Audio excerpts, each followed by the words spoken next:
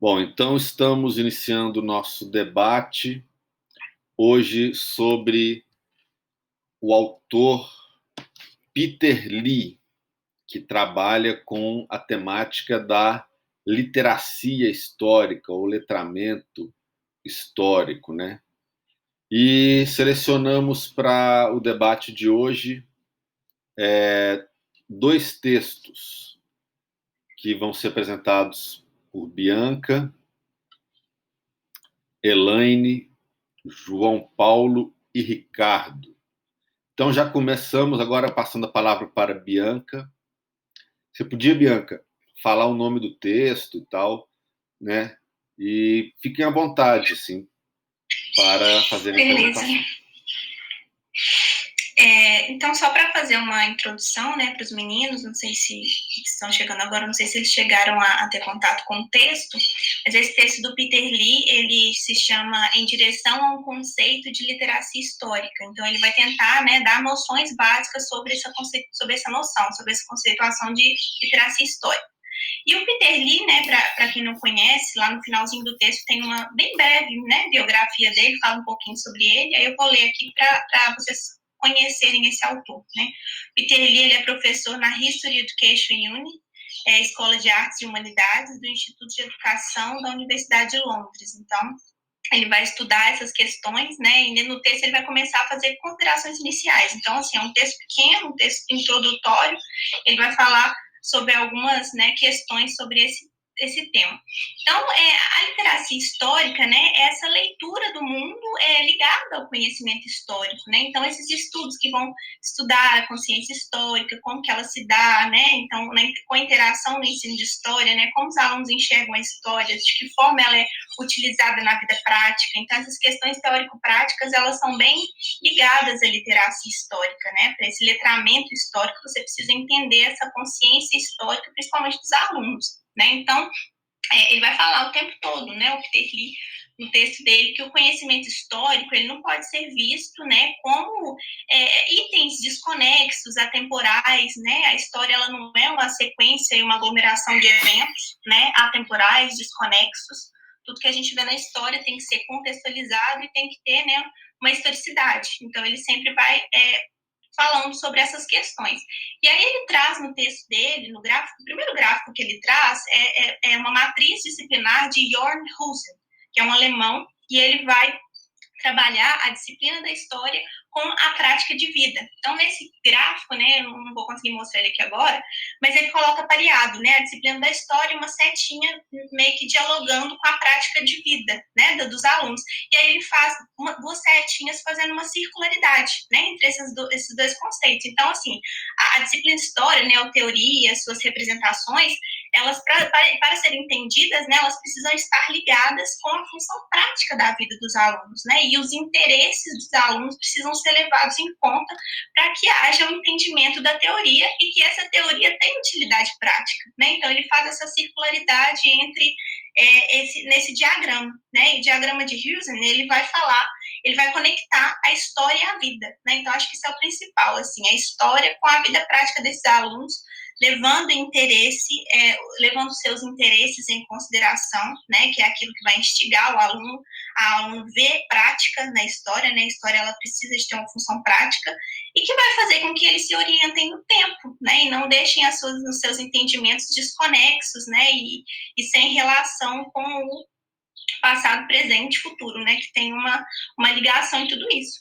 Então, acho que basicamente, assim, no início do texto, né, é mais teórico, ele fala um pouquinho mais, assim, desse conceito e os exemplos desse diagrama, né, de Husen, e ele vai falar sobre que a consciência histórica ela tem que ter uma função prática, né, para ela ser vista de forma efetiva, né, através do ensino de história, através da prática docente. É isso. E aí, assim, aí a segunda parte do texto agora, que a Elaine vai falar, é mais sobre uma pesquisa que eles fizeram no Reino Unido com os alunos. Então, como que os alunos enxergavam, né, o ensino de história e tudo mais. Eles fazem várias entrevistas com os alunos, é muito interessante. Essa parte prática do texto, a Elaine vai falar um pouquinho agora. Bom, eu ia dar um jeito de projetar aqui, mas como eu não coloquei no Drive, garra um pouquinho, então vamos passar direto. ele vai apontar alguns estudos que têm sido feitos, né? Na verdade, ele fala até que no Reino Unido, os estudos sobre como as crianças aprendem, ou como as pessoas aprendem história, já remetem aí a mais de 30 anos da escrita do texto, ou seja, o texto é de 2006, já é um texto antigo para a gente, né? De 14 anos para cá, esses estudos já avançaram bastante. No Brasil, ainda é recente, mas a gente já tem até alguns polos em relação à consciência histórica, e principalmente no Sul, né? Algumas universidades federais têm a questão do mestrado profissional em História, que também tem focado bastante nessa área aí. Então, pensando um pouco nisso, porque seria, na verdade, uma forma de pensar o letramento histórico, perceber como que as crianças, como que os jovens e adultos aprendem história. Então, isso tem sido um foco de várias pesquisas aí, e também de um determinado paradigma educacional que pensa em interagir com aqueles conhecimentos que as pessoas já chegam na escola com eles, né? E também partindo da ideia de que se aprende história em vários âmbitos, em vários espaços, se aprende história na mídia. Então, quando as crianças chegam na escola, elas já têm um dado conhecimento. O que ele vai apontar é que as crianças chegam com versões estereotipadas em relação à história. Nesse sentido, coincide muito com várias outras pesquisas, até algumas pesquisas no Brasil. Tem uma historiadora, que é a Caine, ela tem uma pesquisa que ela fez com crianças e aponta isso, que em relação ao conhecimento que elas trazem sobre a população indígena, elas chegam com uma série de estereótipos, né, em relação à população indígena, e que isso precisa ser levado em conta ao começar o ensino de história, né, escolar, que é uma forma de tentar romper com esses estereótipos, né, essas visões estigmatizadas, né, em relação à população indígena. E aí ele vai apontar alguns itens aqui, que ele diz que é uma história contraintuitiva, porque normalmente se acha que a história é uma disciplina fácil de ser ensinada, ela não é abstrata como é, por exemplo, a matemática. E aí ele fala que não, o conhecimento histórico especializado, ele não usa a palavra especializado, mas eu já estou percebendo uma distinção aí, que é esse conhecimento acadêmico, né, ele não é um conhecimento instintivo, ele traz uma série de preposições e que a gente tem que levar em consideração. Mas quando as crianças chegam na escola, elas tratam como se fosse esse conhecimento instintivo. Então, elas trazem esse conhecimento do senso comum, né? Então, eu vou aplicar na escola aquilo que eu trago do senso comum. Então, que tipo de história, então, se chega até a escola? Uma delas é que os alunos, eles veem o passado como permanente, como algo dado, como algo certo. Então, nesse sentido, ele aponta muito para a questão da necessidade de ter uma testemunha. Então, eu conheço aquilo que eu experimento ou aquilo que eu pude ver. Ou se eu não pude ver, é aquilo que outra pessoa pode ver e pode me contar a respeito. Então, eu acabo dependendo de ter uma testemunha para me falar sobre o passado. Outro item é: conhecemos as coisas como certas apenas, somente quando as vemos ou fazemos, né, diretamente, que é essa coisa da testemunha direta. A história nos conta o que aconteceu. Então, dessa forma, os estudantes tendem a apontar a história de forma fatiada. Ele até traz uma expressão que seria eventificada, né? Então, é pautada nos eventos. Então, nesse sentido, você não tem processos, você não tem relações de causa e efeito. Então, você tira fatias e eventos pontuais e a partir dali é que se constrói o conhecimento histórico. E outra coisa é que professores de história, historiadores, de maneira geral, eles se baseiam em afirmações testemunhais para produzir aquele conhecimento, né?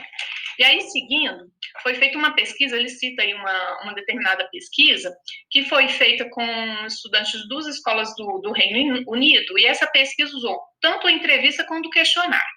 E aí tem algumas questões interessantes que ele aponta.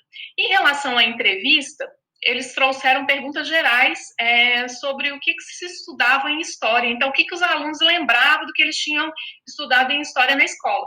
E aí eles normalmente fazem uma série de narrativas totalmente desconexas, fragmentadas, e eles trazem alguns temas que aparecem com mais frequência, que é, por exemplo, a Primeira Guerra, a Segunda Guerra, Revolução Industrial e várias outras guerras que acabam trazendo uma ideia do Reino Unido ou da Inglaterra, né, se a gente for separar aí, como um país que está liderando o mundo, que tem uma história que levou a tudo isso que acontece. Então, o presente, ele fica sendo como esse presente presente resultado desse passado glorioso, evolutivo, progressivo, linear, de alguma forma, né?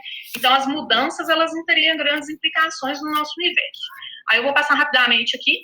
Essa é uma das coisas que ele aponta. Então, fica muito forte uma história que é fragmentada, baseada em esboços, em referências específicas, mas limitadas em relação ao passado. Então, raramente eles conseguem dar explicações sobre questões que aconteceram no passado e como que esses eventos se relacionam no presente, mas sem ser dessa forma progressiva. E aí,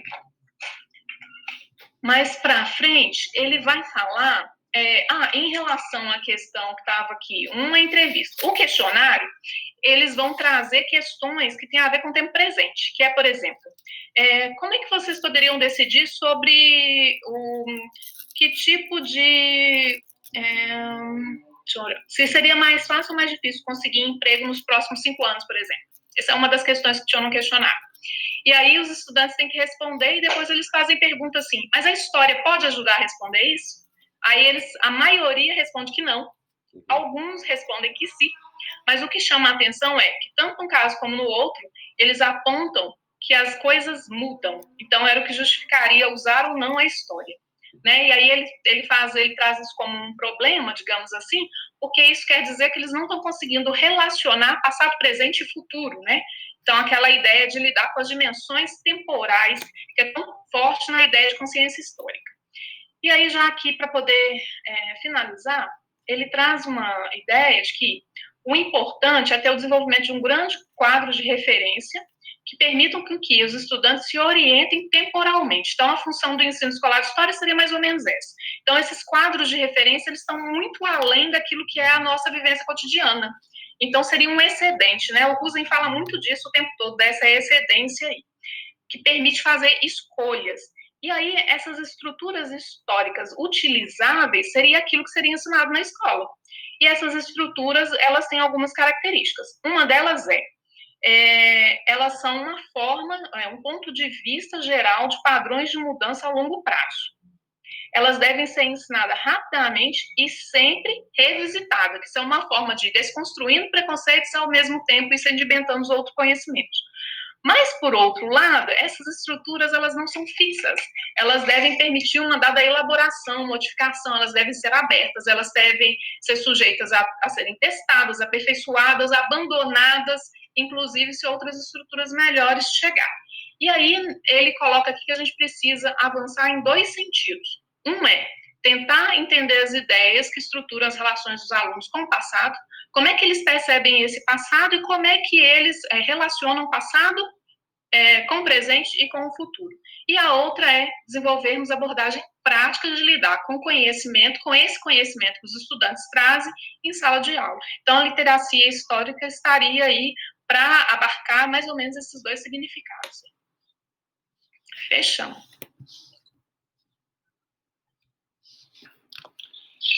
Só um rapidinho, só um comentário assim de uma das entrevistas que eles fizeram que eu achei muito legal, que foi legal assim, né? Problemático, mas eu achei interessante de citar que fala muito sobre essa questão da fragmentação histórica, né? O entrevistador ele estava perguntando para o aluno Roger, é um nome fictício, né? Colocaram um nome fictício. O que ele tinha estudado aquele ano em história? Aí a resposta dele foi: eu estudei os romanos e a Segunda Guerra Mundial. Aí o entrevistador perguntou, mas o que você estudou entre os romanos e a Segunda Guerra Mundial, além da Primeira Guerra Mundial? Aí ele, nada, foi só isso mesmo. Então, assim, como que os alunos, além de não, né, conectarem os eventos históricos, eles também não têm essa noção temporal, né? Então, assim, eles guardam alguns eventos, eu estudei Segunda Guerra, estudei os vikings, estudei, né, Getúlio Vargas, mas, assim, eles não conseguem unir aquilo e muito menos ver uma forma prática, né? Então, como a Elaine falou, daqui a 5 anos arrumar um emprego, será que a história pode responder? Muitos responderam que não. Então, assim, essa questão, né, da fragmentação histórica, a importância da literacia histórica está nesse sentido, né, de tentar unir fazer com que a história ela tenha um letramento, né, ela tenha uma utilidade prática e esteja a serviço da vida cotidiana, né, e não só de uma teoria por teoria. Isso. Legal. Obrigado. Elaine, Bianca.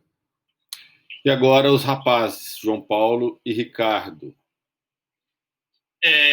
Bom, Ricardo, eu falei que eu faria exposição a princípio, mas você tem toda a liberdade de fazer interrupções e comentários e apartes, tá?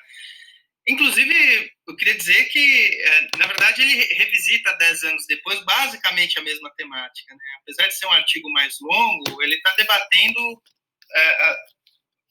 conceitualmente as mesmas questões, né? O sentido da história ser contra-intuitiva, mas ele vai argumentar aqui, e para mim isso, eu acho que esse é o grande mote do artigo, ele está defendendo a especificidade do ensino de história. E aqui fica claro que ele está dentro de uma dinâmica onde um avanço, vamos dizer assim, uma perspectiva, ele não fala isso a fundo, mas a gente pode extrapolar um pouco do texto, né? Ele está pensando à luz de um avanço, uma perspectiva neoliberal. É outro artigo, isso, a literacia histórica e história transformativa, né? Esse é um segundo artigo que a gente estava lendo. Então, esse avanço de uma perspectiva neoliberal de trabalhar o ensino, por exemplo, a partir de uma ideia de habilidades e competências e afins, e de, na verdade, tirar a especificidade do ensino de história e colocar ele dentro de outras questões, né, um estudo de humanidades, e tirar essa especificidade, e ele vai tentar, então, defender o lugar da história como um conhecimento, ele chama aqui de história enquanto uma forma de conhecimento público, né, com a especificidade das suas características enquanto disciplina escolar e enquanto disciplina acadêmica, né?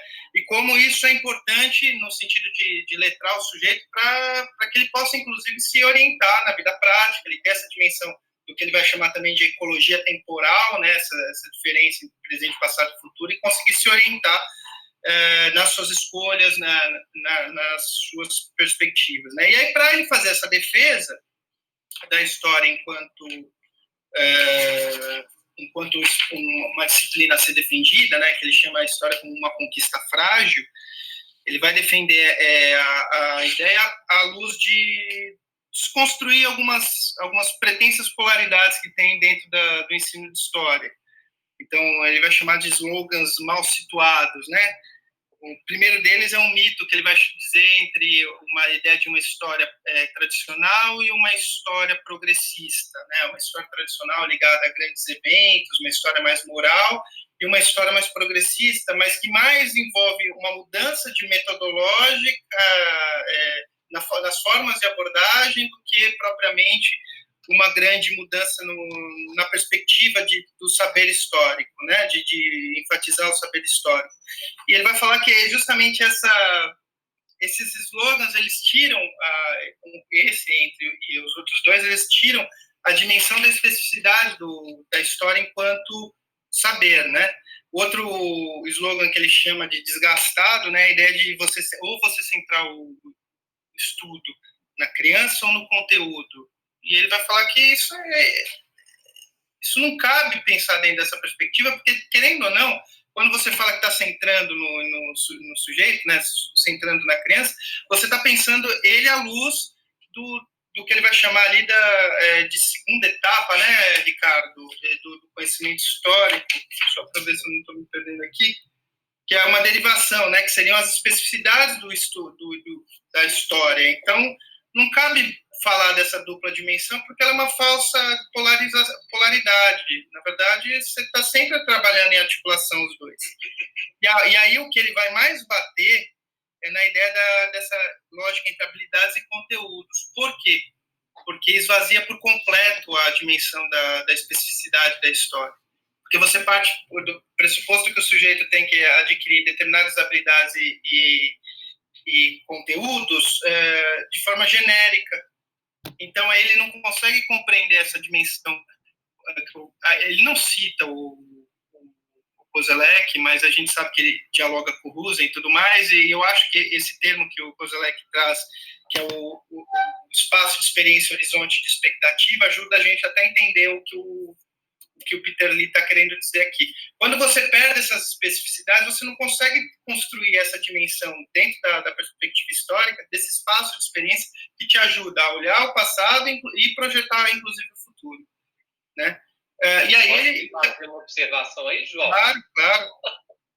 É o seguinte, o que o João Paulo está colocando a respeito desses slogans, né, é porque o Peter Lee coloca de forma muito contundente que existe uma determinação de trabalhar a história por meio de dicotomias, né?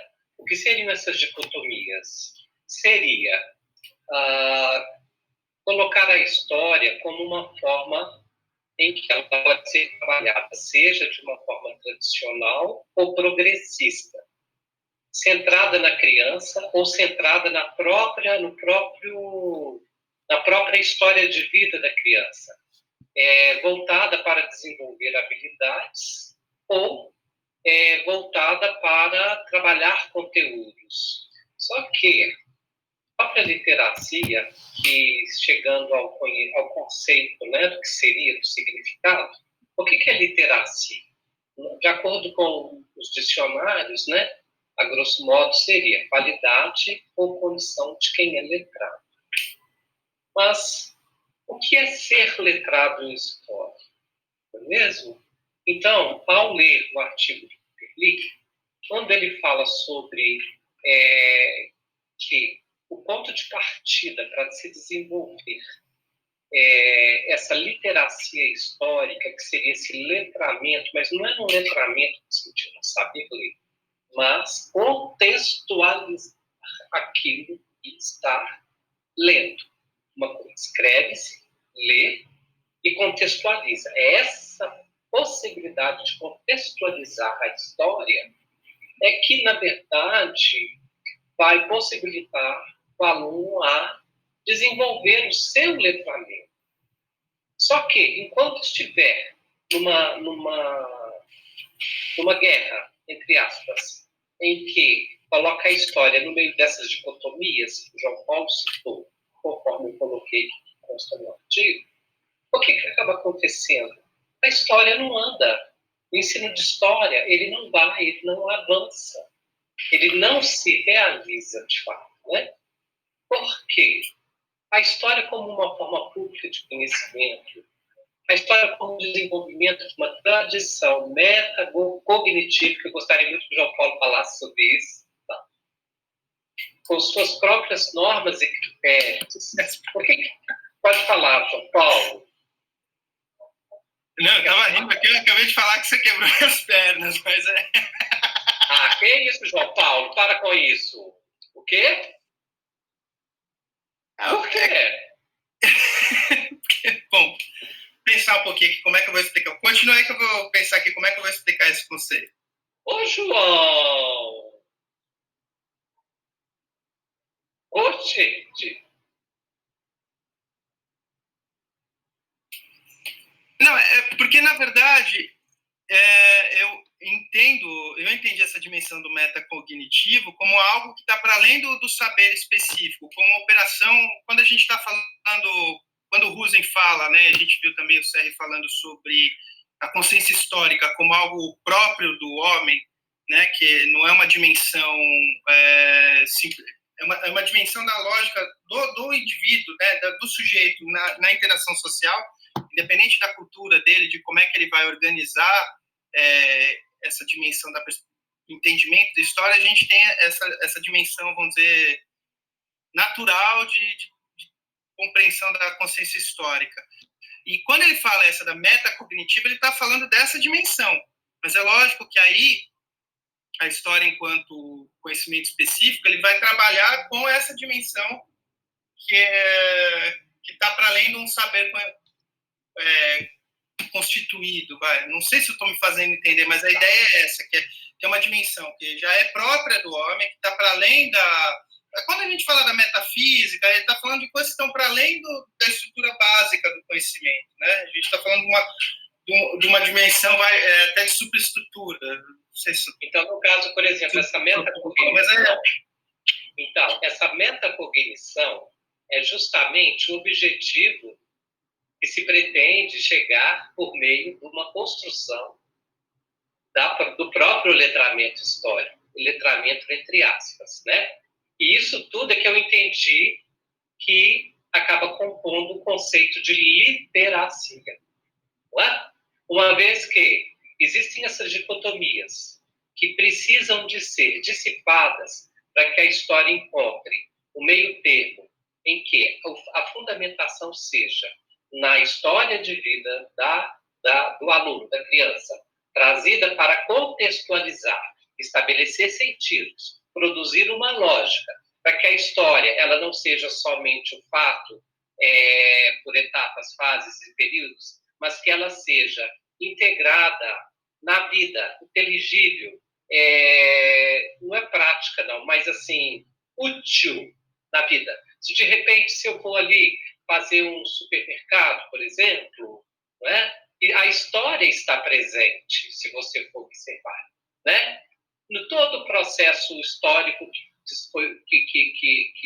pelo qual passou, todo o processo da produção, do plantio, do beneficiamento, da distribuição, para o alimento chegar nas gôndolas do supermercado, para ele chegar na minha casa, a relação que eu estabeleço com este alimento, ela não é só uma relação física cotidiana, ela é um processo histórico que envolve processos históricos de vários sujeitos envolvidos, não é? Então, só que quando eu saio para fazer uma compra no supermercado, em verdade, eu vou ali numa prática habitual, mecanizada. Agora, quando o ensino de história vai trabalhar a história, principalmente nos anos iniciais do ensino fundamental, o que eu já presenciei são práticas em que trabalha o conhecimento histórico a partir de fatos do cotidiano, em que a criança é despertada a estabelecer relações com o seu dia a dia. Eu tenho um exemplo assim muito a grosso modo. Então, eu entendi como metacognição em história é exatamente o seguinte, redimensionar a possibilidade do aprender a história com base em fatos. Por quê? O que se entende sobre processo cognitivo? É o desenvolvimento de habilidades de leitura, de escrita, de estabelecimento de relações lógicas discursivas, habilidade para inferir, para interpretar, para contextualizar. Só que são habilidades que são colocadas dentro de caixinhas. Agora, como que junta tudo isso, tá certo? Numa capacidade de administrar isso simultaneamente no dia a dia da vida.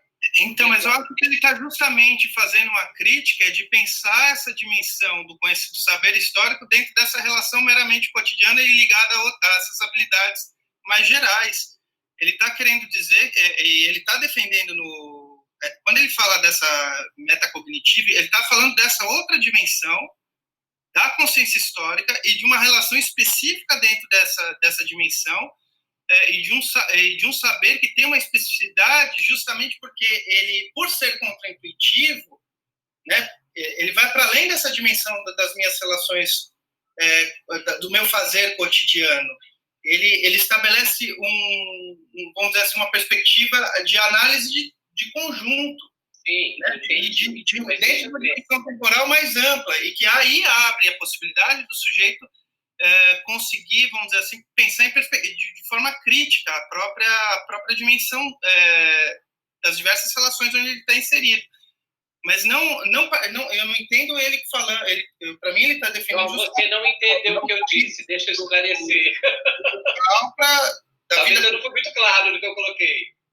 Eu quis dizer o seguinte, que o processo acontece dessa forma coloquial, dessa forma comum, como sempre tem sido feito tradicionalmente, certo? Eu estou falando das práticas que eu vejo nas escolas. Agora, o que seria, na verdade, a produção do conhecimento metacognitivo histórico? É partir disso para redimensionar esse conhecimento além dessa possibilidade.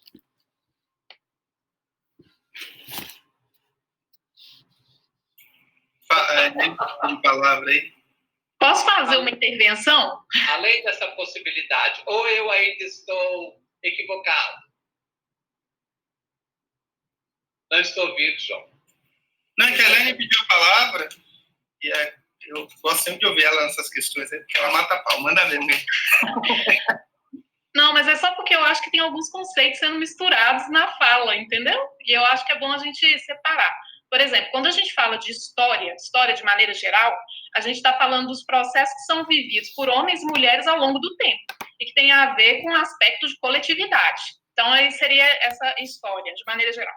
Quando a gente fala de conhecimento histórico, a gente está falando daquele conhecimento que é produzido academicamente a partir de pesquisas, e aí a gente vai ter as fontes históricas como fundamento.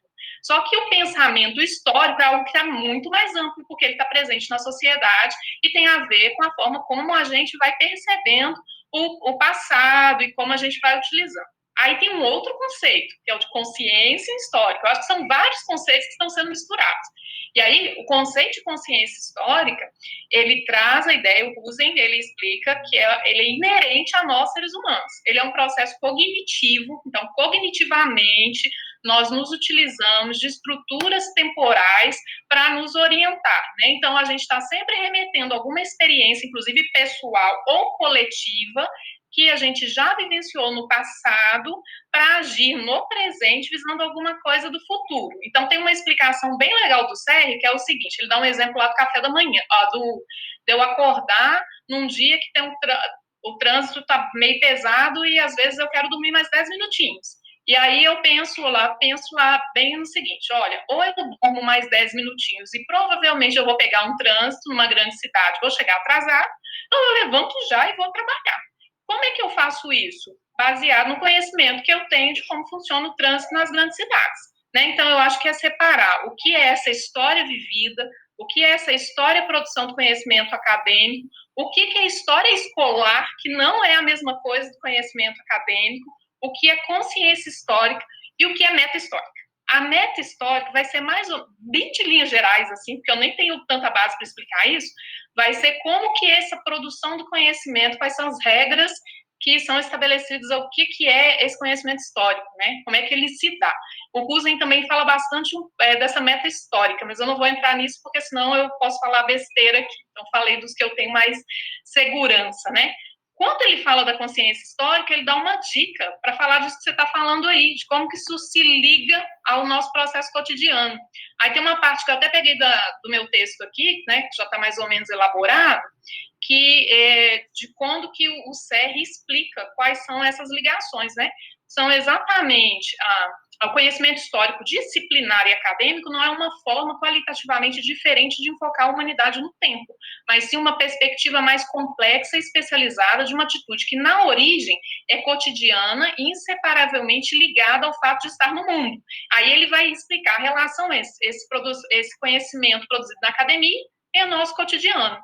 E aí segue, né? São exatamente os processos naturais ligados ao nascimento, à vida, à morte, à juventude e à velhice que constituem a base do pensamento histórico, pois são as balizas humanas para a noção de tempo e de sua passagem, né? Então, o conhecimento histórico especializado, ele tem uma ponta na nossa vivência, mas ele vai além, porque ele tem uma série de características fundamentadas no método de produção de conhecimento histórico, né? No método de investigação histórica, e ele é pautado nisso. Então, é só atenção para esses conceitos, porque realmente dá uma emboleira, às vezes, na cabeça da gente. Aqui, eu gostaria de fazer uma observação, complementando o que a Elane está dizendo, né, sobre um trecho que eu destaquei aqui no artigo, em que o Peter Lee fala assim, aprender a história como fonte de reorientação cognitiva, em que as crianças aprendem a ver o mundo de maneiras novas e mais complexas. A realização da aprendizagem histórica torna-se algo que transforma a sua visão e permite possibilidades de ação que tinham sido até então literalmente inconcebíveis para ela. Seria uma complementação do que você está dizendo, Elaine? Sim, porque eu acho que a partir de 1970 e por aí vai, a gente começou a adotar também os conceitos de educação histórica, aprendizagem histórica, o Pablo já até citou algumas vezes aí. E quando a gente pensa na educação histórica, a gente está pensando para além dos muros escolares, a gente está pensando nas diversas maneiras de se aprender um determinado conhecimento sobre o passado e na forma como a gente mobiliza isso no nosso tempo presente. É pensar mesmo esse rompimento de fronteiras, né? Não é só a escola que ensina história. Então, essa metacognição, ela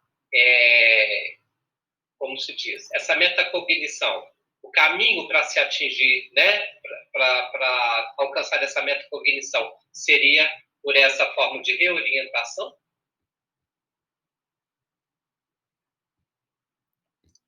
Então, eu acho que o conceito de metacognição não é aonde a gente quer chegar, né? Metacognição é outra coisa, é a forma como o conhecimento ele é estruturado, não é o que a gente vai levar aos alunos. Na verdade, com os alunos, a gente está pensando em formas de orientação, né?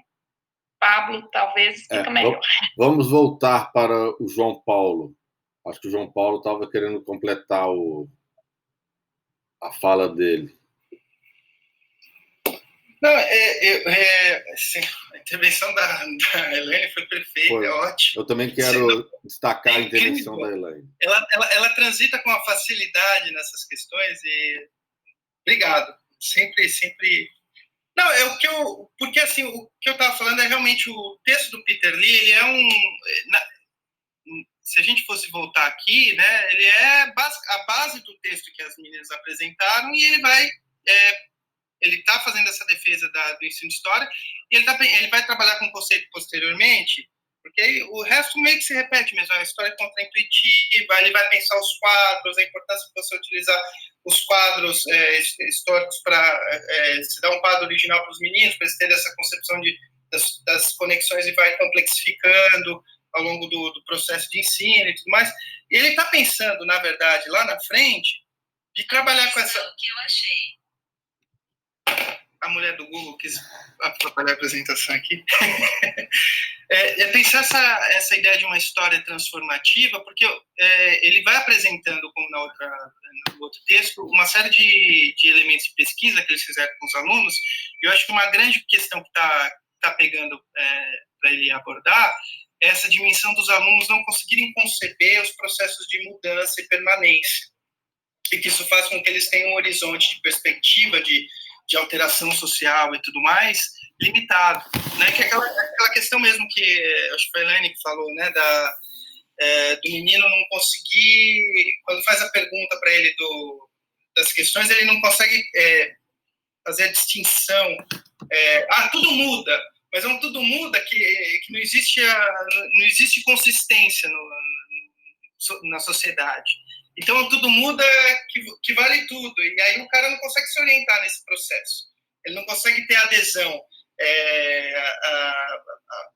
a entender, sei lá, processo de mudança. Ele não consegue ter adesão numa... Minha filha acordou.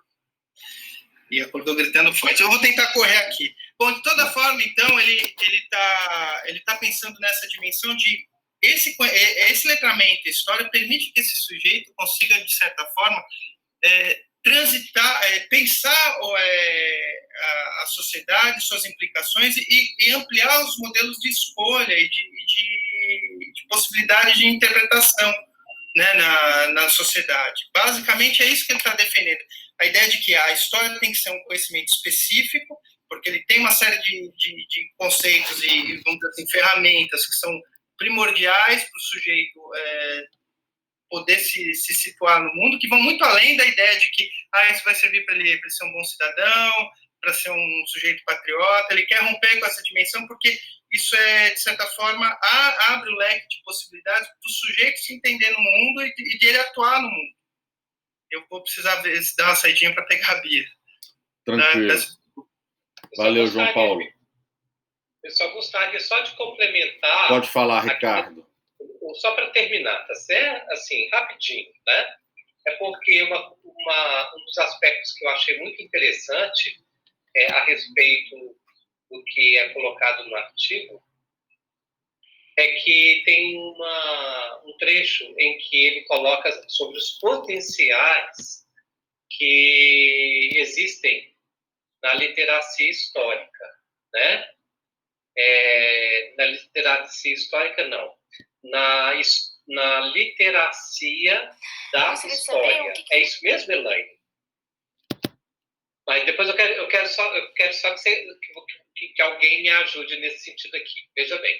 Transformar a visão de mundo, permitir ações até então literalmente inconcebíveis para as pessoas, né?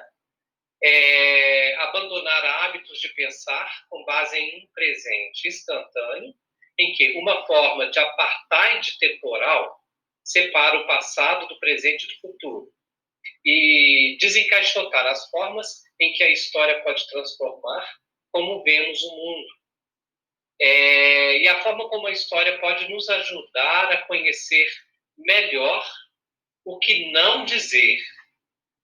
Olha que interessante. Ele é muito provocativo, né? Porque o que eu percebi é o seguinte: muitas das vezes nós nos tendenciamos a dizer os fatos, né? Então, isso, em verdade, seria o que não deve ser dito, e sim a forma como a qual nós entendemos os acontecimentos.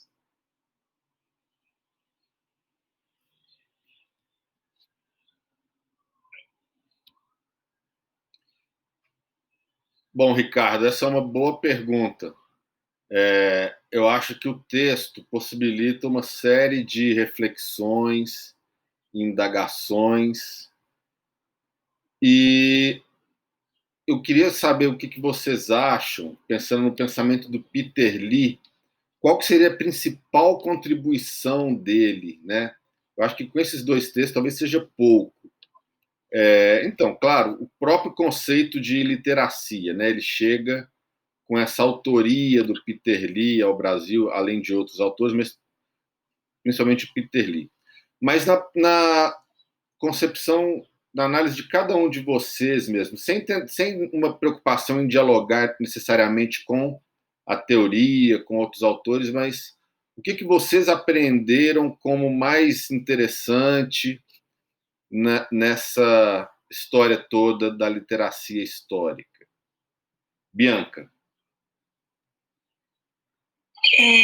Eu acho assim que para além dessa questão, né, dele dialogar, na verdade para além não, ele está envolvido com essa questão de dialogar a teoria da história, né, não só a teoria da história, mas a disciplina da história e a prática. Eu acho que ele também serviu para poder reforçar, de certa forma, assim, um rompimento com o ensino tradicional, né? Por quê? Porque ele acaba trazendo, assim, né, com o texto, com as análises dele, que o sujeito, né, o estudante, ele tem que fazer suas próprias perguntas, ele tem que questionar a realidade, ele tem que enxergar no cotidiano e na sua prática de vida assuntos que vão relacionar com o que ele está aprendendo, né? Fazer relações. Então, assim, para se ter relações, né, com a história e com a vida cotidiana, você precisa forçar a reflexão, né, a autorreflexão, a reflexão do dia a dia e esses diálogos. Então, acho assim que isso, de certa forma, mostra, né, como a questão do método tradicional hoje em dia não cabe mais, né, porque o sujeito, o aluno, ele tem que estar sempre dialogando, ele tem que estar sempre questionando a realidade e fazendo relações, né, com a prática e a teoria que ele está aprendendo. Então, eu vi muito, assim, nesse texto do Peter Lee, essa questão da contradição mesmo com o método tradicional, né, que ainda hoje, infelizmente, muitos professores ainda adotam. Então, acho que tem uma certa contribuição nesse sentido também, o texto dele.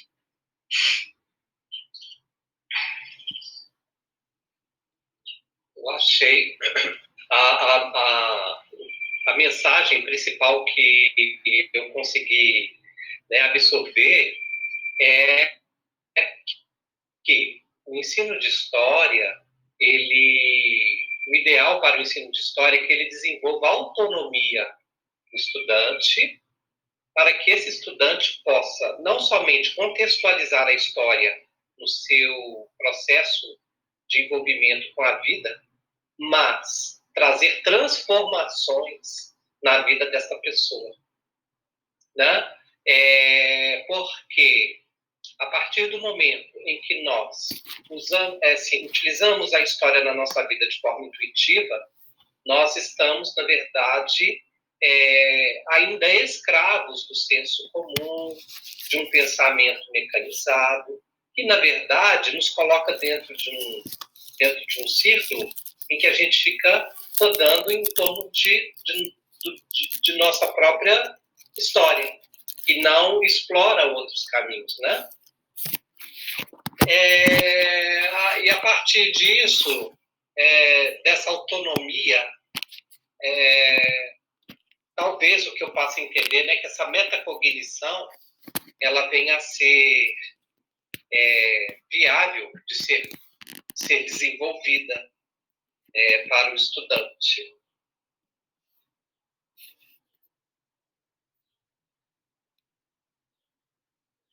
Elaine, João Paulo. Deixa eu falar antes, né, que ela vai fechar matando a pau. Então, desculpa. Mas eu vou falar de umas impressões que eu tive assim, na leitura. Eu já tinha tido contato com esse texto um tempo atrás, até, eu não sei se você reparou isso, Ricardo, o pessoal que leu, eu achei que tinha alguns pontos aqui extremamente mal traduzidos no texto. Como é que é?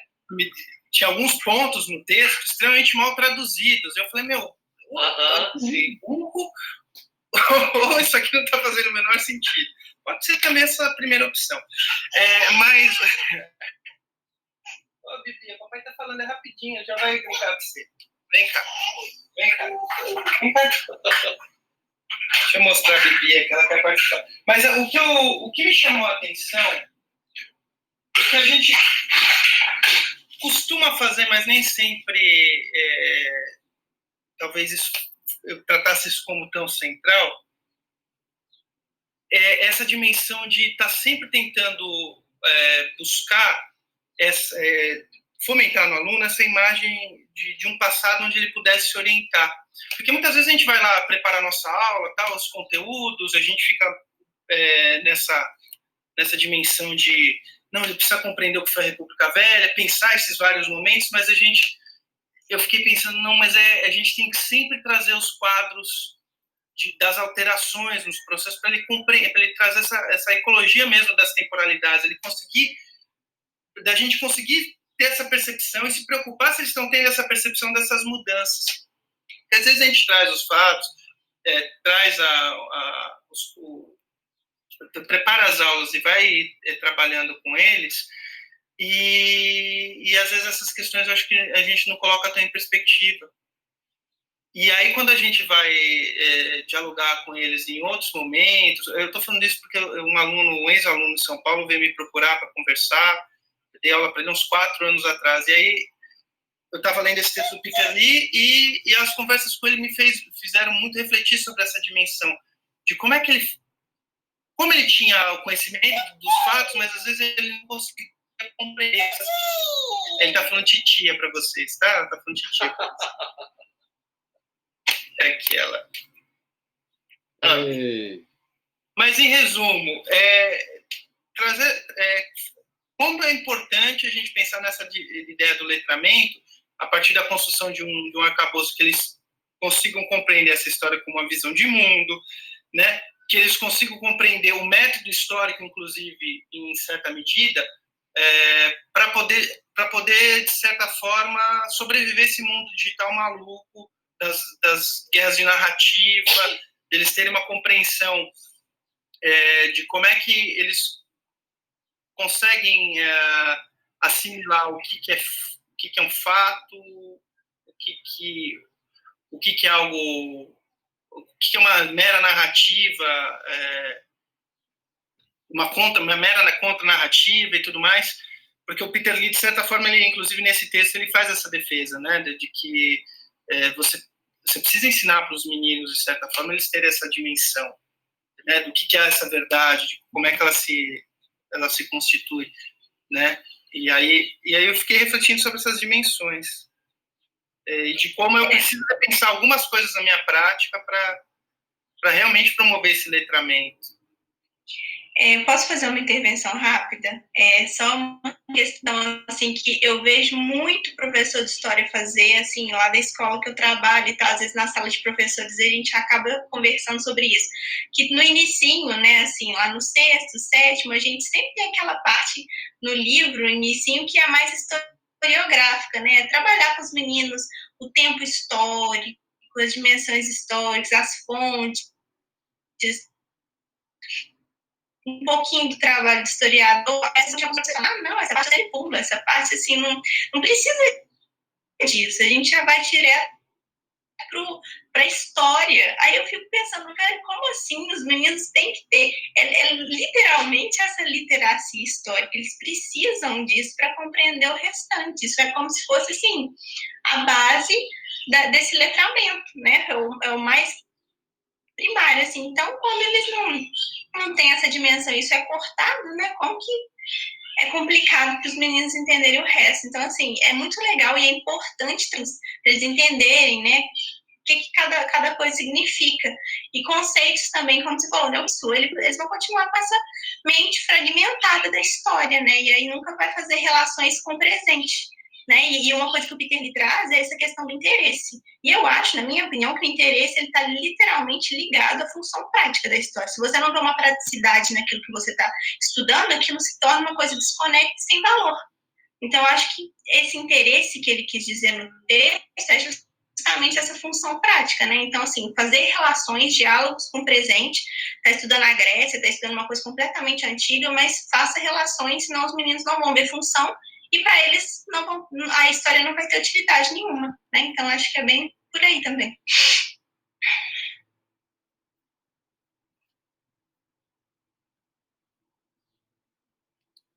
Então eu vou. Eu estou esperando. Vai lá, Elaine. Não, eu pontuei, assim, só algumas coisas que eu acho que a gente, às vezes, tende a hierarquizar, então a minha proposta é de tentar descolonizar um pouco o nosso discurso aqui, porque muitas vezes a gente vem falar da história e esquece que ela também ela surgiu enquanto conhecimento científico num determinado período na Europa, com determinado viés, e aí a gente tende a hierarquizar, como a gente já hierarquiza aquele conhecimento que é produzido na academia, aquele conhecimento que é produzido na escola. Eu acho que é chamar a atenção também para a gente não hierarquizar o que é do senso comum, e é daí que vai surgir os conceitos espontâneos com os quais os estudantes vão chegar na escola, e aquilo que a gente está chamando dos nossos conceitos históricos, né, que a gente vai trabalhar na escola.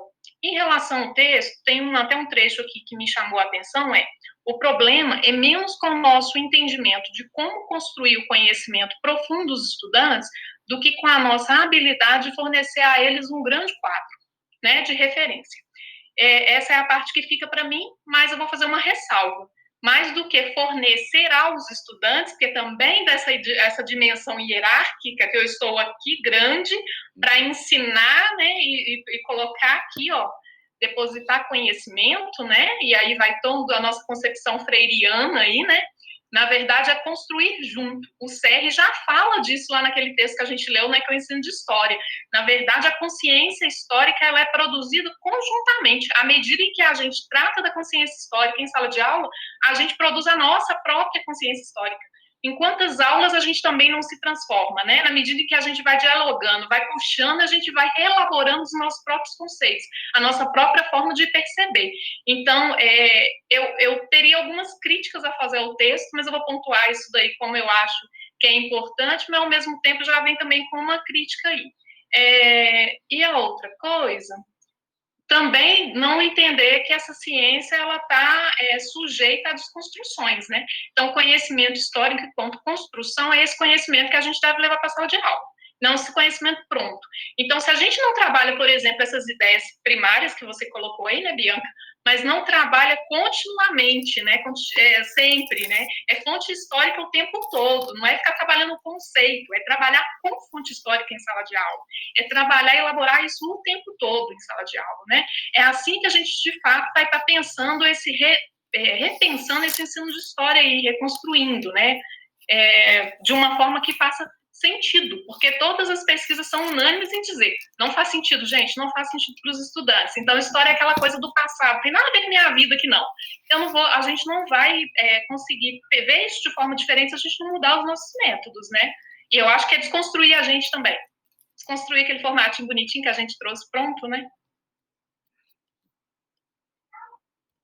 Isso aí, Elaine, matou a pau, como disse o João Paulo. Eu acho que esse autor é muito provocativo, né? Até o Ricardo usou esse termo. Também eu concordo com o João Paulo, que creio que ele passa por, não apenas nesses textos, mas em vários outros, por problemas de tradução mesmo, né? Seria legal, e até porque eu já li alguns textos dele em inglês, e ele tem uma escrita um pouco confusa mesmo em inglês, assim, então não é fácil traduzir o Peter Lee, assim. Mas sem dúvida mereceria uma tradução, uma nova tradução, né, de alguns pontos. O que mais me chama a atenção, desde quando eu comecei a estudar sobre o Peter Lee e tal, é essa defesa da história como disciplina. É quase que nas entrelinhas uma crítica à interdisciplinaridade, né? E ele, em alguns trechos, fala que a história tem algo válido, a história tem um valor em si mesma, em si própria, ela não precisa ficar se legitimando. Então, aí eu penso um pouco diferente da Bianca, no caso do Peter Lee, né? Ele, de certa maneira, fala que a história não precisa se legitimar o tempo todo em algo fora dela. Ela tem uma legitimidade própria, enquanto conhecimento. Estou falando do conhecimento histórico, né? Historiográfico mais. Assim. Então, o conhecimento histórico ele tem uma legitimidade própria. Ele não precisa sempre ter que servir para algo, né? Mas eu vejo que ele tenta fazer essa defesa da história como disciplina, e a gente vê que não é fácil fazer essa defesa, assim, porque para que serve a história, no final das contas, né? Então, não estou dizendo a consciência histórica, estou falando a historiografia mesmo. Para além dos historiadores, ela serve para os outros, para a sociedade, né? Ou é isso mesmo, não tem que servir mesmo, né? Essa é a resposta. Então, ela serve em si mesma, né? Toda essa produção. Porque, assim, não sei se a gente consegue sempre extrair uma utilidade dos textos históricos. Aí é quando a história se aproxima da arte, né? Então, a ciência seria o universo do útil. Então, a ciência é aquilo que tem que ser útil. E a história tem essa dimensão científica, né? Enquanto a arte passa por outro tipo de valorização, avaliação, né? Ela tem diferente, ou melhor, a ciência tem uma utilidade geral, melhor dizendo, né? A ciência tem uma utilidade generalizante, uma possibilidade de generalização. Enquanto a arte, ela é mais difícil de ter você traçar uma utilidade geral, né? Então, a história tem ambas as dimensões, da ciência, da técnica e da arte, né? Bom, não sei o que vocês acham, mas eu acho interessante essa tentativa de defender a legitimidade da história, porque eu acho que a gente fica sempre levando muita surra. No ambiente escolar, a história não é considerada uma das matérias importantes, né? É considerada das matérias secundárias ali, não é nem matemática nem português, né? E tem essa briga o tempo todo com os não historiadores, com o conhecimento que vem da família, né? Uma tensão tem se tornado cada vez mais um espaço tenso a sala de aula de história. Assim, né? Bom, não sei se eu também me fiz. Fala igual o João Paulo, não sei se estou conseguindo me fazer entender. Ô, Pablo, só para falar aquela questão que você falou que não concordava comigo, essa questão da funcionalidade da história foi o que eu consegui tirar do diagrama de Wilson, Que era basicamente isso que ele falava, assim, talvez não esteja diretamente ligada com a opinião do próprio Peter Lee, mas ele traz esse gráfico no texto, né? E o gráfico ele é completamente isso, né? Ele está fazendo uma circularidade. Ele usa até setinhas, né? Saindo da disciplina, né? História como disciplina, não história e historiografia, né? Tem as suas especificidades, as duas. História como disciplina com a sua função. Ele usa essa palavra, a prática de vida. Então, por isso que eu me fiz entender nesse campo da funcionalidade, né? Então, claro, assim, a história, como nós somos baseados, né? Nós nos baseamos em fontes históricas, né? Então, claro que a história ela tem por si só uma legitimidade, ela não precisa ficar se comprovando, ela se autocomprova. Concordo com isso, como você disse. Mas quando eu disse essa questão da funcionalidade da história, né, foi bem nesse âmbito do diagrama de Ruse mesmo, para você se interessar por aquilo, né, pela história, você vê uma função prática naquilo que você está estudando, para não ser uma história fragmentada. Então, eu posso não ter me feito entender nesse sentido, mas sim, claro, eu concordo com você nessa questão da história se autolegitimar, ela não precisa ficar buscando, né, essa função se provar o tempo todo. Estava falando mais do âmbito da disciplina. Você tem razão. O Peter Lee ele fala das duas coisas. E ele dá mais ênfase nessa questão mesmo das habilidades, né, da utilidade. E ele deixa meio velado essa defesa da história. Ele pontua isso em alguns momentos, né, por isso que me chamou mais atenção. E parece uma contradição, né, interna, de certa maneira. Assim. Mas, bom, também é outra impressão. Então, é uma leitura provocativa, né? Provoca esses debates. Não sei se o João Paulo está querendo falar alguma coisa. Não, é que eu estava pensando aqui que mesmo dentro dessa dimensão do cotidiano, eu acho que ele ainda está pensando numa forma de pensamento que tem sua especificidade. Ele não está falando de um conceito de habilidade ou de habilidade ou competência geral. Ele está falando dentro de uma dimensão, olha, existem competências que são específicas, e aí ela se liga ao cotidiano, mas ela é específica da história. Então, acho que não há uma contradição entre essa dimensão de pensar esse saber, essa defesa da história e essa lógica do cotidiano, porque ele está pensando, acho que as duas coisas pelo menos assim que eu compreendi. Isso. E eu acho que ele está falando, ele faz a defesa da história, principalmente no segundo artigo, com mais veemência, porque a gente está vendo, inclusive aqui no Brasil, a história ser suprimida dos currículos, né, e introjetada em outras áreas de conhecimento, e aí ele está defendendo a dimensão de que, ao fazer isso, de você jogar ela dentro, vai ver em literatura, você vai ver história em literatura, e não compreendendo essa especificidade desses saberes para fazer essa correlação, inclusive o cotidiano dos estudantes, você vai perder uma potência no sentido de... Esse aqui que você quer ler, filho? Vai perder uma... Desculpa, gente. Vai perder essa potência dele poder transitar e dele, né, ele poder mobilizar esse conhecimento de outras formas, né?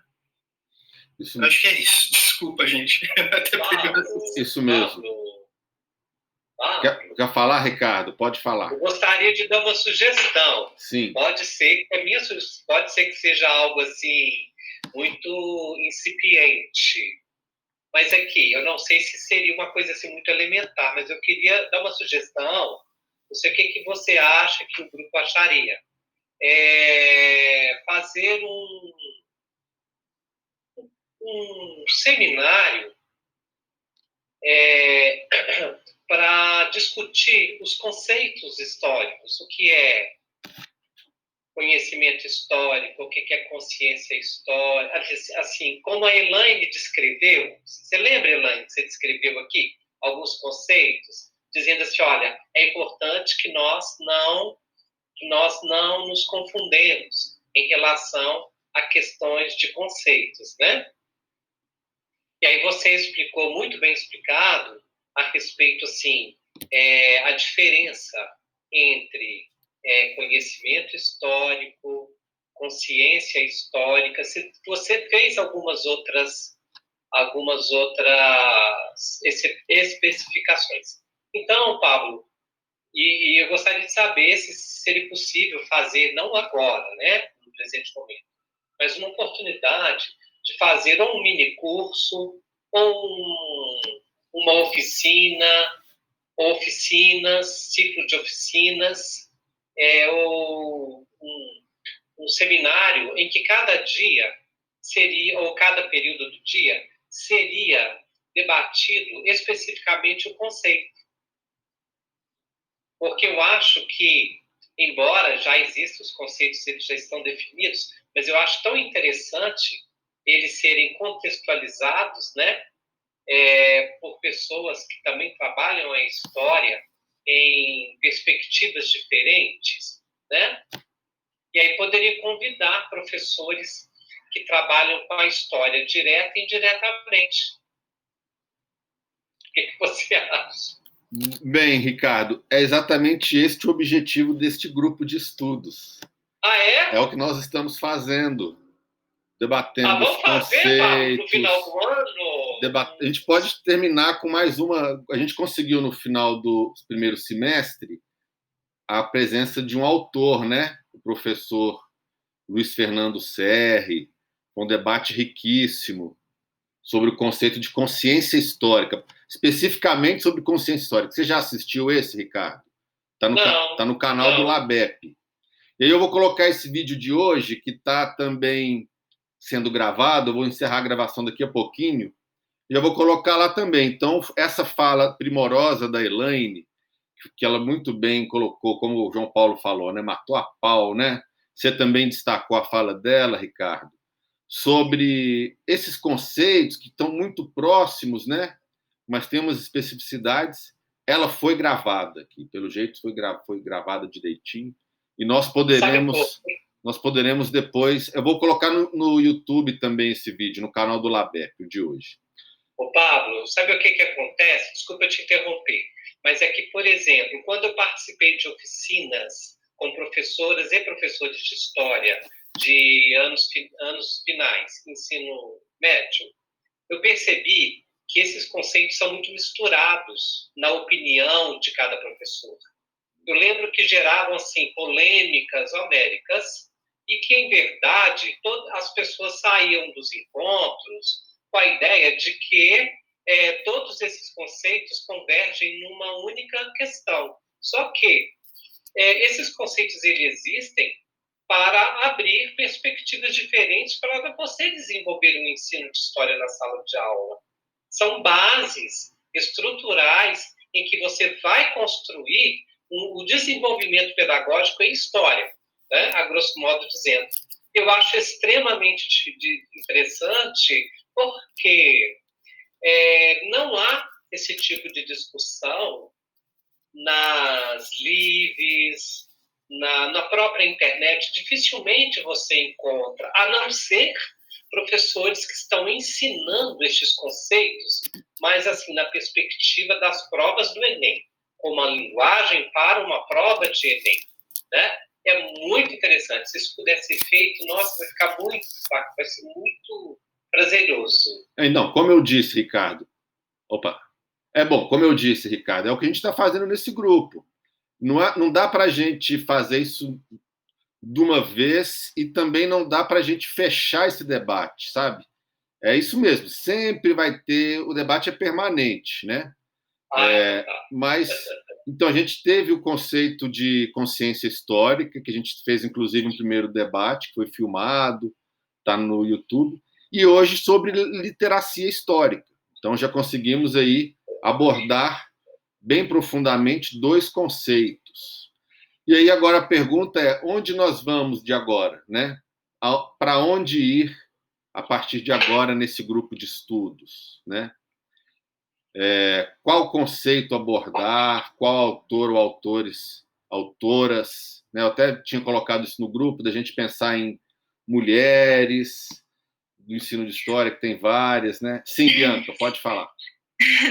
Não, quando você disse essa questão de talvez, né, chamar professores convidados para participar aqui, tem um relacionamento muito bom com as minhas professoras lá da PUC, e tem 2 professoras que, assim, eu acho que seria fantástico para um dia eu talvez convidá-las para vir falar aqui, que é a professora Carla Ferretti Santiago, que foi minha orientadora. Eu não sei se vocês conhecem ela dá historiografia, teoria da história e o ofício historiador. São 3 matérias que a gente tem lá na PUC, são nomes diferentes, né, da UFMG, mas que a gente teve a primeira disciplina, o ofício do historiador, a segunda, a teoria da história, e por último a gente tem uma matéria chamada no oitavo período, reflexões historiográficas, que seria mais assim, para fechar, e ela dá essas disciplinas de historiografia. E assim, eu acho que ela seria ótima para debater esses temas. Ela é uma professora assim, muito didática, maravilhosa. E tem também a Jacira, que foi professora de ensino de história lá na PUC, que ela é muito legal também. Então, assim, fica aí o convite, né? O convite para eu fazer o convite, se caso vocês quiserem. Eu acho que elas aceitariam sim, elas são muito legais. Então, aí a ideia, Bianca, é assim, se você tivesse um texto de referência de alguma delas, entendeu? Para a gente tipo, ler o texto e dialogar com elas sobre o texto. Mas em cima de um... Posso procurar. Porque a gente está bem em grupo de estudos. Assim. Hoje a gente quase conseguiu o Peter Lee. Eu mandei um e-mail para ele, mas ele falou que tinha outro compromisso nesse horário, então não podia estar presente. Como assim a gente quase conseguiu o Peter Lee? Otávio, você quer falar, Otávio? Você tá doido. Eu não tive tempo hábil para poder conseguir fazer uma leitura boa desses textos. Eu fui colocado no grupo depois que eles tinham sido enviados, né? O Ricardo acabou me mandando, tipo, sexta-feira, um deles, que eu pedi para ele. Eu queria saber se aqui nesse espaço também a gente pode discutir um pouco a respeito da prática de ensino de história a partir das perspectivas desses autores. Se, caso sim, né, eu tenho algumas críticas, por exemplo, a essa visão de tornar a história operacional para o aprendizado do aluno, sabe? Eu acho que o saber não vai ser trazer o conhecimento técnico, científico a partir de uma visão linear, né, da construção dos saberes para o contato com o aluno. E também outra dificuldade muito grande que eu acho que vai se impor para um professor em sala de aula, onde no texto eu senti que acaba sendo depositado toda essa carga de responsabilidade, né, conseguir, dentro de uma sala com uma multiplicidade de alunos, de perspectivas a respeito da história, trazer, né, a partir de uma construção de discursos, né, porque o discurso do professor, por mais que ele esteja falando a mesma coisa, ele não vai chegar para todos os alunos de uma forma só, né. Eu estou um pouco pensando na leitura que eu fiz do Bakhtin há pouco tempo para uma disciplina que eu estou cursando. E então o professor vai construir vários gêneros de discurso diferentes, com vários alunos diferentes, e então eu acho que essa operação fica um pouco comprometida com isso, sabe? Assim, quando ele fala para a gente poder tentar trazer o sentido do que está sendo ensinado para a realidade do aluno a partir de um entendimento da perspectiva particular dele. Então, eu acho que todos esses fatores, os fatores que são dificultadores, eles vão além da relação pedagógica com o aluno, né? Porque a gente ia ter que ter um entendimento a respeito da perspectiva de cada um e explorar as individualidades numa sala de aula, por exemplo, do ensino público que é lotada, é quase impossível, assim. Aí eu só estava pensando um pouco mesmo a respeito dessas dificuldades. Vocês acham mesmo que isso é totalmente viável, o que ele prega no texto? O que vocês acham a respeito, né, do que ele está falando? Se tem mais alguma crítica também ao que ele escreveu? É um pouco por aí mesmo. Eu estava pensando aqui. Valeu, galera. Eu coloquei aí, gente, um texto que eu li de uma autora que ela traz uma crítica sobre o uso da palavra letramento. Porque letramento dá a ideia de alguém que é alfabetizado. E aí a gente vincula o fato de saber ler e escrever a aprender história. E também ela questiona, usando o Bakhtin, o Brian, um que a gente leu também, João, ano passado, eu esqueci. Brian Street. A questão de letramento nessa concepção ocidentalizada, e aí também traz isso. A ideia de que o letramento, ele perpassa outras áreas do conhecimento, e o Peter Lee não explora isso, a questão filosófica, sociológica, a dimensão histórica mesmo, né, do letrar, como é que isso vai mudando ao longo do tempo. Aí esse texto aí. Depois, se vocês quiserem dar uma lida, eu achei bem interessante. E uma outra coisa, respondendo ao Otávio, quando se pensa em partir da perspectiva do estudante, seria fazer uma espécie de diagnóstico. É uma conversa introdutória. Então, é uma coisa muito simples, mas na hora que a gente vai pôr no texto, você teoriza. Mas é, na verdade, perguntar. Olha, o que você acha sobre isso? Você colhe aquelas informações, que é uma perspectiva que a gente tem que pensar muito ao lidar com os anos iniciais, que são menorzinhos, né? Mas é um diagnóstico simples. Você vai perguntando e dali você vai percebendo como é que eles estão lidando com determinado assunto, como é que eles pensam. E aí seria mesmo uma aula dialogada, né? A gente vai dialogando, e aí você vai percebendo essas formas de pensamento ali, e vai tentando. É óbvio que é difícil, e eu não sou do tipo que tem ilusões, porque eu já trabalhei no Estado, na EJA, em tudo quanto é coisa que você imaginar na vida, eu já trabalhei. E Estado é 45 alunos, é aquela loucura. Mas esse diagnóstico é essa coisa simples, sabe, e rápida, mas que dá para a gente ter essa dimensão de como que eles estão percebendo determinado assunto. E traz contribuições para o nosso crescimento, inclusive. São essas perguntas gatilho, né? Muitas vezes a gente usa essas perguntas gatilhos para iniciar uma aula, até mesmo para ver qual que é a visão que o aluno tem antes de você introduzir a matéria. Eu acho que é muito isso que o Peter Lee, não é que você pegar a individualidade de cada um, né? Como o conhecimento histórico é coletivo, eu acho que é mais trabalhar essas questões comuns, né? Então, assim, você vai fazer perguntas gatilhos e vai analisando. É um processo, por isso que a aula é dialógica, né? Que nem a Elaine falou, é um processo bem freiriano mesmo, né? Você vai fazer perguntas e ver o que você vai receber de volta. E daquilo que você receber de volta, você vai mandar outra. Então, é bem, assim, circular, né? Dialógico. Acho que bem nesse sentido que o Peter Lee quis dizer, sabe? Sim, e nessa parte eu concordo, inclusive, porque eu não acho que o ensino tem que ser uma coisa, por exemplo, botar os alunos para aprender que 10 mais 10 é 20 e pronto, porque no ensino da história não vai existir essa forma de operacionalizar o ensino, né? Eu concordo com vocês duas demais, e também tento fazer isso em sala de aula, mas isso passa pelas minhas próprias frustrações individuais, dependendo da sala de aula que eu estou dando aula, sacou? Porque a gente sempre encontra essas dificuldades, às vezes. E assim, fora os outros problemas que estão muito além da realidade ali da nossa sala de aula, né? Não, sem dúvida. Eu acho que, assim, tem uma outra dimensão que eu acho que é interessante que ele traz, que é essa ideia do quadro. Porque isso dá noção de conjunto, né? Permite que você consiga pensar processo de aprendizagem e o contexto histórico a partir de várias dimensões. Aí você consegue perceber o que é permanência, o que é mudança. E é lógico que a gente, na nossa prática, a gente já trabalha, a gente não usa isso, eu não usava esse conceito de quadro, mas a gente procurava estabelecer essas dimensões, né? Mas eu acho que a gente não usa tanto quanto devia. A gente não usa com a frequência que devia usar. Porque às vezes, e é isso que eu tô pensando principalmente agora, ainda mais nesse momento de pandemia, e na forma como eu estou organizando algumas atividades que eu tenho que enviar para os alunos. E algumas aulinhas online que eu dou para eles aqui. As aulas online, eu acho que eu estou procurando justamente pensar essas coisas mais em contextos, né? Mostrar as ideias de processo, só que assim, eu estou dando aula para 5 alunos, aí eu consigo fazer isso, vou dialogando com eles, e a gente vai pensando, aí eu consigo jogar um videozinho, coisa tal.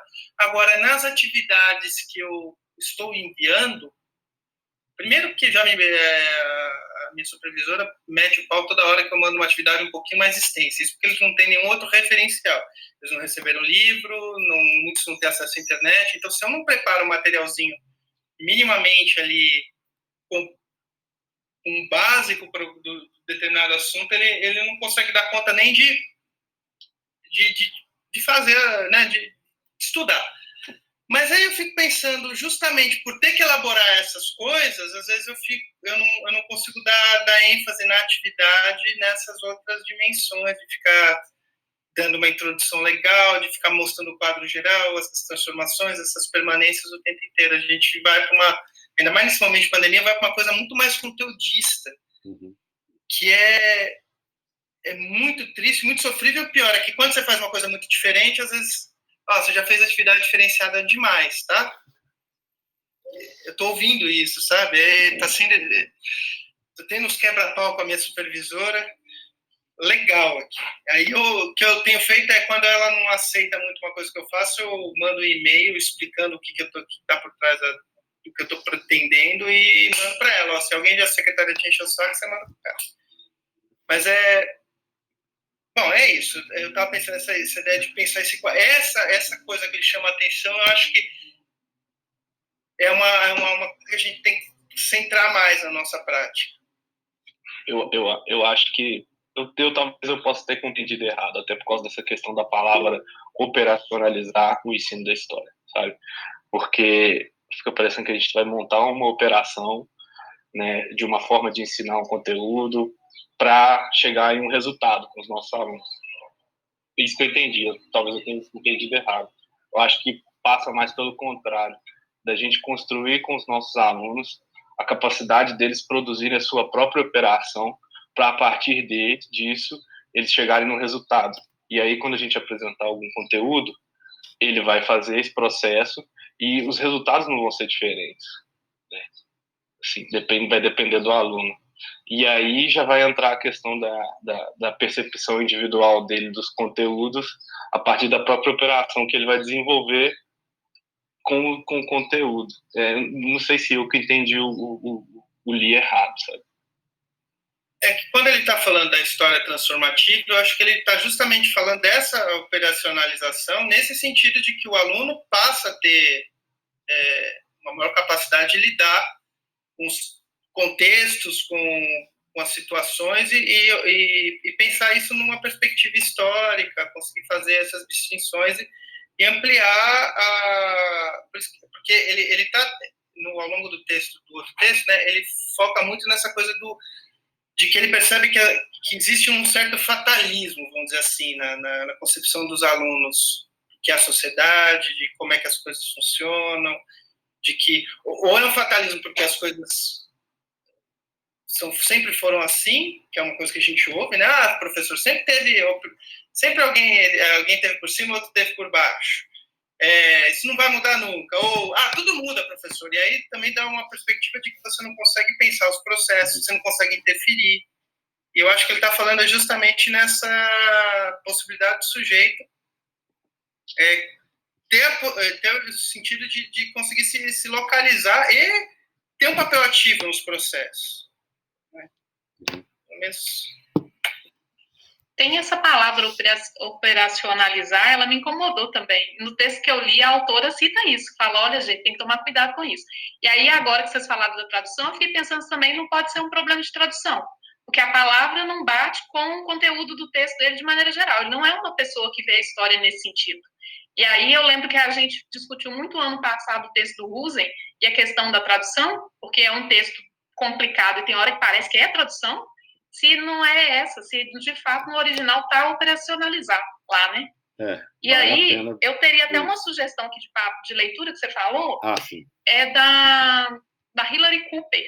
Ela fala de como ensinar história para crianças, mas tem algumas coisinhas lá, umas dicas preciosas que servem para a gente em qualquer série, porque ela vai focar muito na questão das fontes, no uso de literatura e vários instrumentos aí, que talvez ajude a entender melhor o que seria essa perspectiva de ensino de história que o Li está trazendo, que dialoga demais com ela e com a Isabel Barca. Eu adorei. Poderia ser uma próxima leitura. É um texto muito simples, então acho que dá para agregar outros. É uma leitura muito fácil e simples. Para o mês de outubro. Você tem o texto, Elaine, em PDF? Então, você sabe quantas páginas que tem?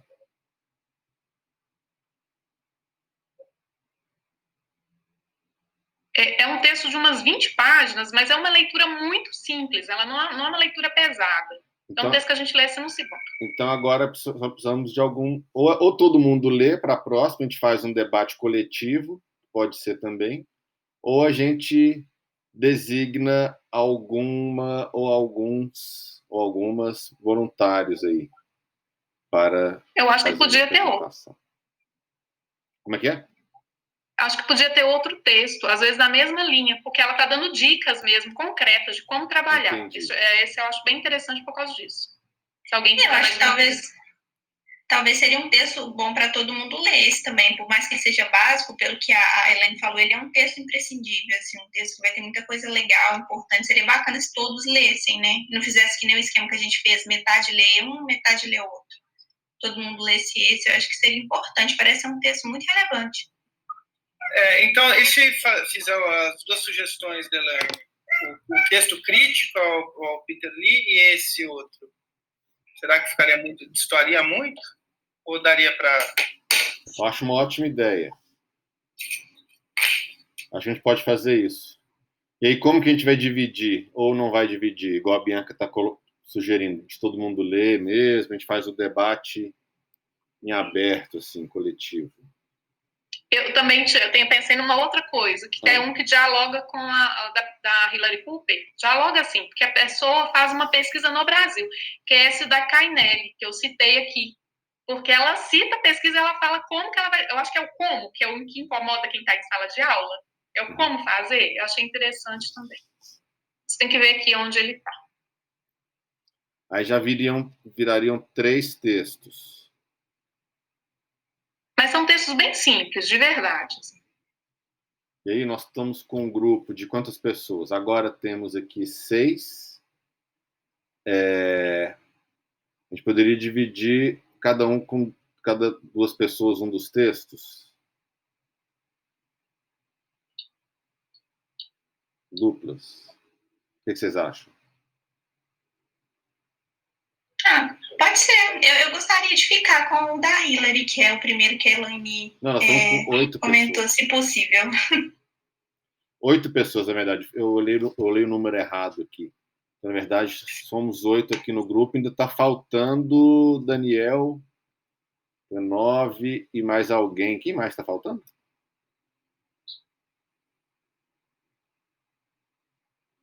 O Pablo, mas eu acho que 8 com você, não? Está apresentando?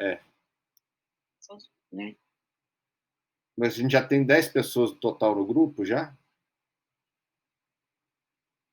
Não sei. Bom, mas enfim, coloca os textos lá no nosso grupo, Elaine, do WhatsApp, que aqui no chat daqui a pouco vai sumir, apesar de eu ter gravado hoje. E aí a gente faz a divisão lá pelo chat, lá pelo WhatsApp, e se possível as pessoas leem mais do que um texto, né? Não tem problema. E quando que a gente faz esse próximo debate? Isso que eu ia te perguntar, que dia que vai ser o próximo? Pois é, vamos definir a data aqui. Acho que pode dar um tempinho, né? Não sei vocês, mas nossa senhora, agora tá atolado. E agora vai coincidir com o final do semestre. Olha, a gente início do próximo. Tem que fazer pelo menos uma reunião por mês, né? Para não perder o ritmo. Senão fica muito tempo. Será que vai mais para o meio do mês que vem? Porque se a gente fosse fazer no início, que nem você sempre propõe, ser a primeira segunda-feira, né? Aí seria já daqui 15 dias. Seria muito próximo. Não, vamos fazer no final. Hoje é dia 21, né?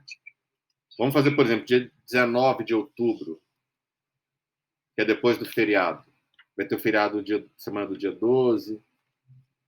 Aí dá para ler os textos no feriado. Né? Ótimo. Pode ser a gente mantém segunda-feira? Eu ia fazer só uma questão com relação ao horário, Pablo, se poderia voltar para 7, porque, como vocês viram, esse horário eu estou sozinho. A Bia começa a chorar, acabou qualquer coisa. Aqui eu pus o Baby Ice, ela está até tranquila. Mas às 7 a Kênia já está aqui. Por mim, pode sim. Podemos voltar para 7. Se for atrapalhar os outros. Ok. Pode ser, então. Então, ficou dia 19 de agosto, às 7 horas. 19 ou 26? Qual que vocês preferem? De agosto, não, de outubro. Outubro, dia 26 eu não posso. Então dia 19. Se possível. Então tá combinado, gente. Nossa próxima reunião, dia 19, às 19 horas. 19. Ok? Vou parar a gravação aqui agora.